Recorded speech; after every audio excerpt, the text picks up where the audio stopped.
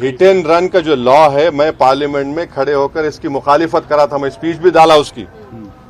Criminal jurisprudence में आप 2 साल से 10 साल कर देंगे, ये क्या है भाई? ये क्या बनाना चाह रहे इस मुल्क को आप? ठीक है, वो गलत है, क्राइम है, मगर 10 साल कैसा करेंगे आप? और उसमें आप बेल नहीं होंगी। मैं उस वक्त वार्न करा था लोकसभा में मेरी स्पीच में, मगर 306 आप लोग आज हवा में उड़ रहे हैं, जमीन पे पैर ही नहीं है आपके। अब जब पूरे ट्रक ड्राइवर्स निकल गए और पूरा शहर जाम हो गए, शहरा जाम हो गए, रोड पे पेट्रोल नहीं, डीजल नहीं, तो जब इनको ख्याल आया, क्यों प्राइम मिनिस्टर मोदी और अमित शाह आवाम रोड पे निकले डरते हैं लोग? अबे पार्लियामेंट हम बोले आपको वार्न करे, मत करो ये काम आप, मगर आप नहीं सुने। मैं फिर से कह रहा हूं, ये जो नया तीनों फौजदारी का कानून लाए, ये रोलेट एक्ट की याद दिलाता है।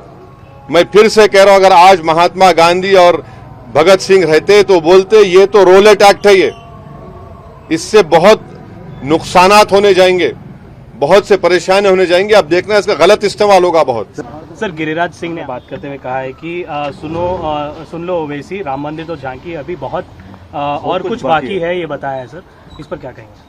तो हम चाहेंगे कि भारत के प्रधानमंत्री नरेंद्र मोदी इनके इस बयान पर बता दें कि सच है।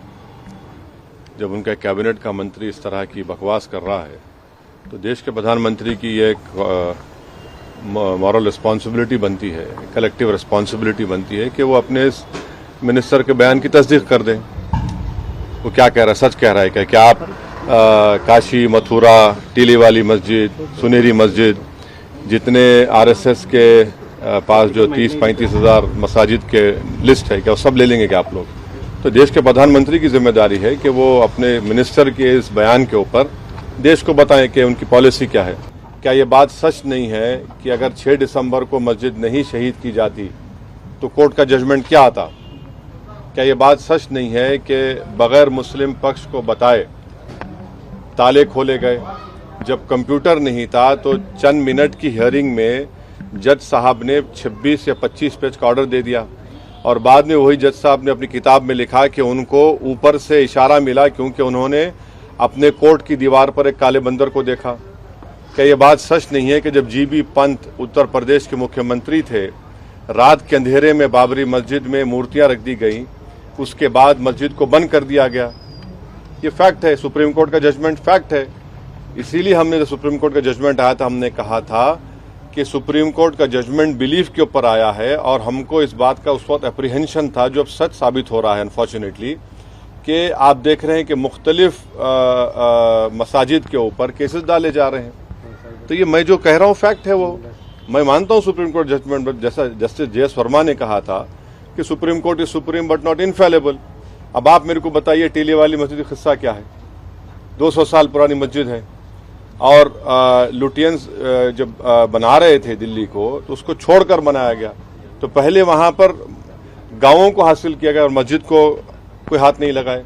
आप मस्जिद के ऊपर नोटिस देते हैं।